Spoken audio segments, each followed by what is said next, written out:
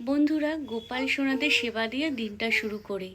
আজকে গোপাল সোনাদের ভালোভাবে পরিষ্কার করিয়ে স্নান করাচ্ছি, কারণ গোপাল সোনাদের এখন প্রত্যেক দিন স্নান করাতে হয়। কারণ গরম আর বর্ষা এই দুটো ঋতুই এখন চলছে, মানে কদিন বৃষ্টি পড়ছে আবার কদিন গরম পড়ছে। আজকে ভালোভাবে পরিষ্কার করে গোপাল সোনাদের স্নান করাচ্ছি। আর আমি পিতাম্বরী দিয়ে পরিষ্কার করাই আর হাত দিয়ে পরিষ্কার করাই, কারণ কোনো কাপড় টুকরো দিয়ে পরিষ্কার করায় না, কারণ গোপাল সোনাদের গায়ে বা হাতে লাগে কিনা, পিতাম্বরী জ্বালা করে কিনা, সেই কারণেই আমি হাত দিয়ে পরিষ্কার করাই। দেখলাম আমার হাতে কোনো অনুভূতি হচ্ছে না, মানে জ্বালা টালা করছে না, সেই কারণে বুঝলাম যে গোপাল সোনাদেরও কিছু করছে না। এই দেখো, ঠাকুরদের পরিষ্কার করিয়ে দিয়েছি, রাধা গোবিন্দকে আর সব ঠাকুরকে স্নান করিয়ে দিয়েছি।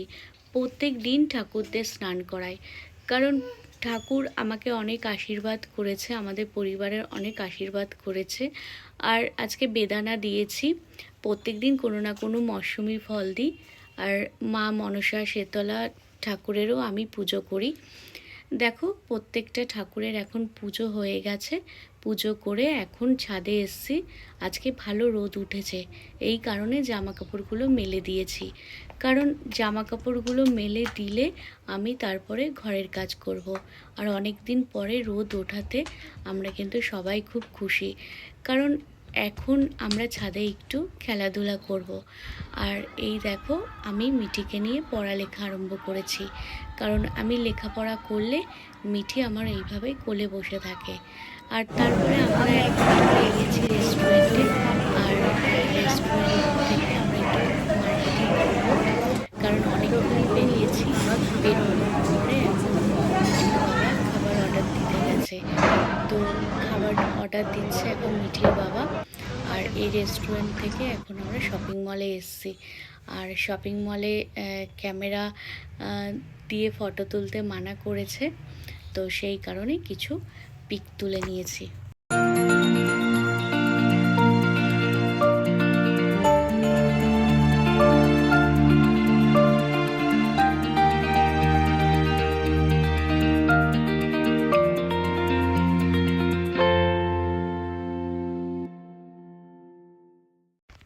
মিঠির বাবা আমাদের শপিং মলে কোনো ভিডিও তৈরি করতে দেয়নি, তো সেই কারণে কয়েকটা পিক তুলে নিয়েছি।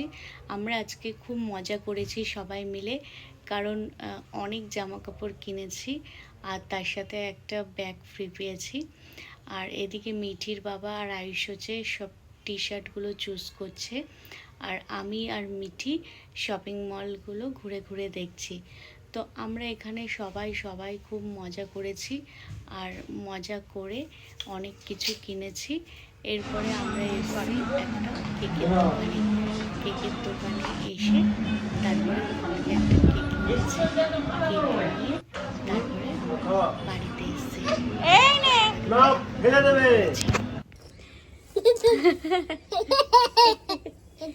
কি হলো? হ্যালো বন্ধুরা, তোমরা সবাই কেমন আছো? আশা করছি তোমরা সবাই খুব ভালো আছো। আর এত রেস্ট্রিকশনের জন্য অনেকদিন তোমাদের ভিডিও দিতে পারিনি। রেস্ট্রিকশন বলতে আমার ইউটিউব রেস্ট্রিকশন হচ্ছে ইউটিউবের না, আমার ঘরের রেস্ট্রিকশন।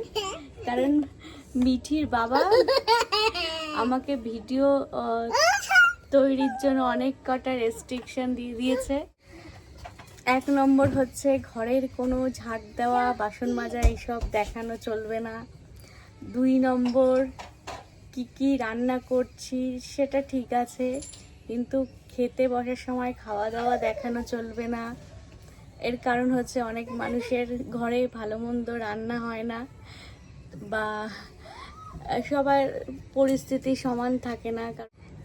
3 নম্বর হচ্ছে কোনো রেস্টুরেন্টে গেলে খাচ্ছি, সে খাওয়া দাওয়া করছি সেটা দেখানো চলবে না। 4 নম্বর কোনো শপিং মলে গেলে জামা কাপড় কিনছি সেটা দেখানো চলবে না। আরে তাহলে আমি ভিডিওতে দেখাবো কি? হ্যাঁ, পুজো দেখালে মানে সেটা কিছু বলে না, আর মিঠিকে নিয়ে খেলা করলে এইসব দেখালে কিছু বলে না, কিন্তু বাদ বাকি কিছু দেখায় আমার চলবে না। ঘরের বউরা রান্না বান্না করলে, ঘরের কাজ করলে তাতে কিন্তু কারোরই কোনো আপত্তি থাকে না, কিন্তু একটু বাইরের কোনো কাজ করলে বা নিজের কোনো কাজ ভাবলে তখনই আমি দেখেছি অনেক বাধা আসে। আজকে আমি ইউটিউবের ভিডিও করছি, খুব ভালো লাগে। আর আমার এখানে শ্বশুরবাড়িতে তেমন কোনো মানে বন্ধু বান্ধব নেই, বাড়িতে সারাদিন ঘরের কাজ নিয়ে থাকি। আর এই ভিডিও তৈরি করি, এডিটিং করি, মিঠির ছোট ছোট হাসি খেলা এইগুলো ভিডিও করি, বেশ ভালো লাগে। তারপরে আমার একটু ঘরে টুকিটাকি কাজ, তারপরে ঠাকুর পুজো, মানে আমি সারাদিন যেইগুলো কাজ করি তো সেইগুলোই করি। কিন্তু কি জানি কার বুদ্ধিতে এমন হচ্ছে আমি বুঝতে পারছি না। কিছুতেই মিঠির বাবা ভিডিও করলেই খুব রাগারাগি করে। আগের দিন একটা শপিং মলে গেছিলাম কিছু মার্কেটিং করতে, আর অনেক জামা কাপড়ও কিনে এনেছি আমার, মিঠির, আয়ুষের বাবার, অনেক কিছুই কেনাকাটি করেছি। কিন্তু তা সত্ত্বেও মানে কিছু ভিডিও করতে পারিনি, কারণ ক্যামেরা বের করলেই না একটা কীরকম মানে ঝগড়া অশান্তি তৈরি হচ্ছিল, আর ঝগড়াঝাটি করতে আমি ভালোবাসি না। তো খুব মনটা খারাপ লাগছিল। আজকে সারাদিন মিঠির বাবার সাথে কথা বলিনি, আর রান্নাবান্নাও সকাল থেকে বসাইনি। তারপরে দুপুর 2টোর পরে রান্না বসিয়েছি।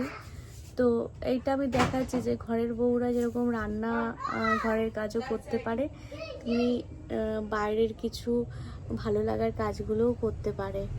কিন্তু এত রেস্ট্রিকশান যে কেন আসে আমাদের মেয়েদের ক্ষেত্রে সেটাই বুঝতে পারি না। মানে প্রতি পদক্ষেপে রেস্ট্রিকশান, অনেকের হয়তো আসে না কিন্তু অনেকেরই আসে। তার মধ্যে আমি একজন, যে আমাকে কোনো কাজ শুরু করতে গেলে অনেক বাধার সম্মুখীন হতে হয়, তারপরে আমি সেই বাধা অতিক্রম করে সফল হতে পারি। দেখি এখানে আমার মিঠি আমার সাথে আছে। মিঠি অনুপ্রেরণা দেয় আমাকে ভিডিও করার জন্য। এই যে এখন এসছে, কি তুমি কথা বলছো? মিঠি এখন একটু একটু কথা বলতে শিখেছে। চিপস, চকলেট, তাই তো।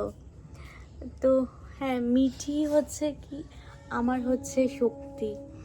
তো মিঠির ভালোবাসাই আমি আবার নতুন করে ভিডিও তৈরি করি। মাঝখানে অনেকবার ভেবেছিলাম যে অনেকবার ভেবেছিলাম যে আর ভিডিও করব না, ছেড়ে দেবো এখন।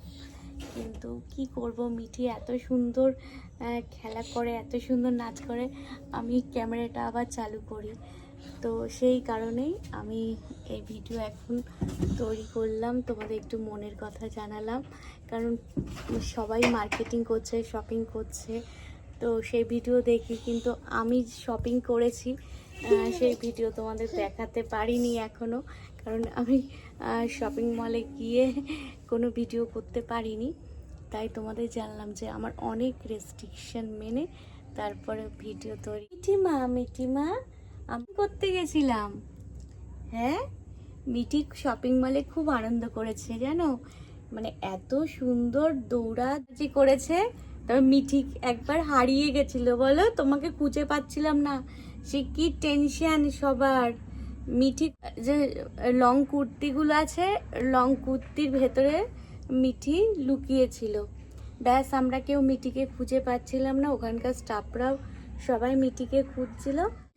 আর মিঠির বাবার রেস্ট্রিকশনগুলো অনেক লঘু করতে হবে, মানে কমাতে হবে।